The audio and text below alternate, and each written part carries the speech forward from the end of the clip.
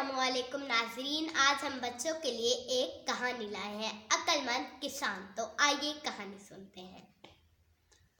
کسی گاؤں میں ایک کسان اپنی بیوی کے ساتھ رہتا تھا۔ وہ بہت سمجھدار اور عقل مند تھا، لیکن دونوں میاں بیوی اتنے غریب تھے کہ گھر میں کئی روز تک فاقے چلتے۔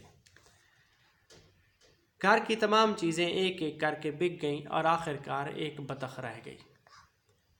جب بھوک نے انہیں بہت زیادہ ستایا تو اس شخص نے اللہ کا نام لے کر بطخ کو ذبح کر دیا اور اپنی بیوی کے حوالے کرتے ہوئے بولا، یلو بھلی مانس، یہ بطخ پکاؤ۔ چنانچہ اس آدمی کی بیوی نے کہا، نہ گھر میں آٹا ہے کہ جس سے روٹی پکاؤں، نہ نمک مرچ مسالہ کہ جسے بطخ پکائے، روکھی پھیکی بطخ بنا کر کیا کریں گے؟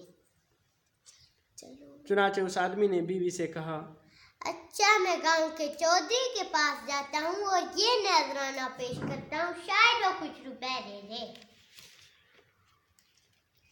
وہ آدمی ذبح کی ہوئی بطخ لے کر سیدھا گاؤں کے چودھری کے گھر پہنچا۔ اس نے دروازہ کھٹکھٹایا۔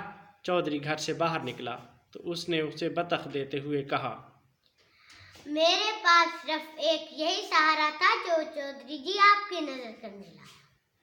چودھری اسے اپنے گھر لے گیا، پھر اپنے بیوی بچوں کو آواز دے کر بلایا اور ان کے سامنے اس شخص سے کہا، تم خود ہی یہ بطخ ہم لوگوں میں بانٹ دو، مگر خیال رہے ہر ایک کو ٹھیک ٹھیک حصہ ملے۔ چودھری کی ایک بیوی تھی، 2 لڑکے تھے اور 2 لڑکیاں تھیں، یعنی کل ملا کر 6 تھے۔ اس آدمی نے چاقو لیا اور سب سے پہلے بطخ کا سر کاٹا اور اسے چودھری کے حوالے کر کے کہنے لگا، آپ اس گھر کے سرپرست ہیں، اس لیے سر آپ کا ہے۔ اس کے بعد اس نے بطخ کی ناک کاٹی اور چودھرائن کے حوالے کرتے ہوئے بولا، آپ اس گھر کی ملکہ ہیں، اس لیے آپ کو اپنے مرد کی ناک کی حفاظت کرنی چاہیے، اس لیے یہ ناک آپ کا حصہ۔ اس کے بعد اس نے بطخ کے دونوں پاؤں کاٹے اور دونوں لڑکوں کے سپرد کرتے ہوئے کہنے لگا، تم اپنے باپ کے پاؤں ہو، اپنے باپ کا سہارا بنو گے، اس لیے یہ پاؤں تمہارے ہیں۔